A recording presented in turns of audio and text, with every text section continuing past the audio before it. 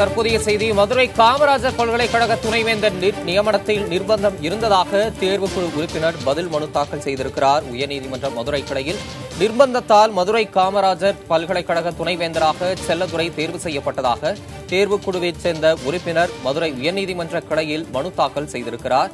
இந்த மனுவின் அடிப்படையில் துணைவேந்தர் நியமனம் தொடர்பான ஆவணங்கள் சீலிட்ட கவரில் ஆளுநர் தரப்பிலும் தாக்கல் செய்யப்பட்டிருக்கிறது. செல்லத்துறை உயர்கல்வி முதன்மை செயலாளர் தேர்வுக்குழு ஒருங்கிணைப்பாளர் பதில் தர ஆணையம் பிறப்பிக்கப்பட்டிருக்கிறது. இதன் கூடுதல் விவரங்களை வழங்க நமது மதுரை செய்தியாளர் சகாய பிரதிபா இணைப்பில் இருக்கிறார். அவரிடம் கேட்கலாம். சகாய பிரதிபா, மதுரை காமராஜர் பல்கலைக்கழக துணைவேந்தர் நியமனத்தில் நிர்பந்தம் இருந்ததுன்னு தேர்வுக்குழு உறுப்பினர் குறிப்பிட்டிருக்காரு. இது ஒரு முக்கியமான விஷயமா பார்க்கப்பட இருக்கிறது. எந்த வழக்கில் இந்த தேர்வுக்குழு உறுப்பினர் இந்த பதில் மனு தாக்கல் செய்திருக்கிறார்? உயர்நீதிமன்ற மதுரை கிளையோட உத்தரவு என்ன? தமிழரசன், அதாவது மதுரை SS காலனியைச் சேர்ந்த லயோனல் அந்தோனிராஜ் என்பவர் உயர்நீதிமன்ற மதுரை கிளையில் பொதுநல வழக்கு ஒன்றை தாக்கல் செய்திருந்தார்.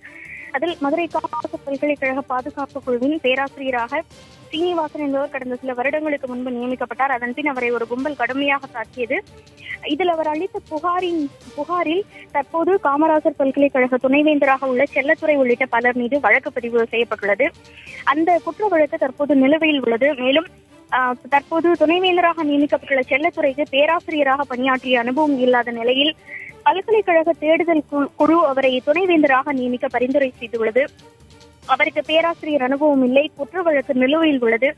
இந்த நிலையில் அவர் பல்கலைக்கழக காலி பணியிடங்களையும் நிரப்பி வருகிறார்.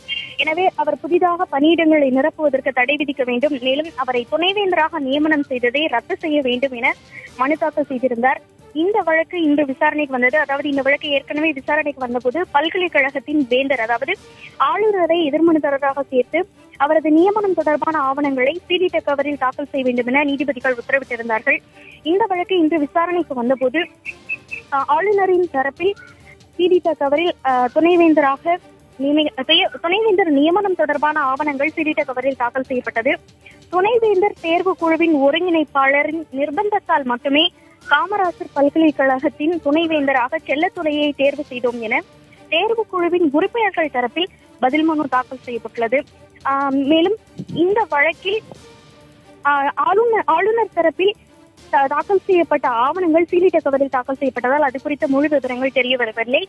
இதையடுத்து நீதிபதிகள் துணைவேந்தர் செல்லத்துறை, உயர்கல்வித்துறையின் முதன்மை செயலர், துணைவேந்தர் தேர்வு குழுவின் ஒருங்கிணைப்பாளர் ஆகியோருக்கு இது குறித்து பதிலளிக்க நோட்டீஸ் அனுப்ப உத்தரவிட்டு வழக்கு விசாரணையை ஆகஸ்ட் 16ஆம் தேதிக்கு ஒத்திவைத்திருக்கிறார்கள். தமிழரசு.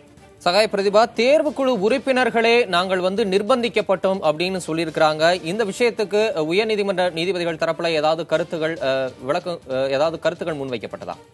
தமிழரசன், இன்று அவர்களது தரப்பில் பதில் மனு தாக்கல் செய்யப்பட்டது. இந்த பதில் மனுவை பார்த்த பின்னர் இது குறித்து எதிர்த்தரப்பில் இருப்பவர்களும் பதிலளிக்க வேண்டும் என நீதிபதிகள் உத்தரவிட்டிருக்கிறார்கள். எனவே அவர்களது தரப்பில் பதில் மனு தாக்கல் செய்த பின்னரே இது குறித்து நீதிபதிகள் என்ன உத்தரவு பிறப்பிப்பார்கள் என்பது தெரிய வரும். தமிழரசன்.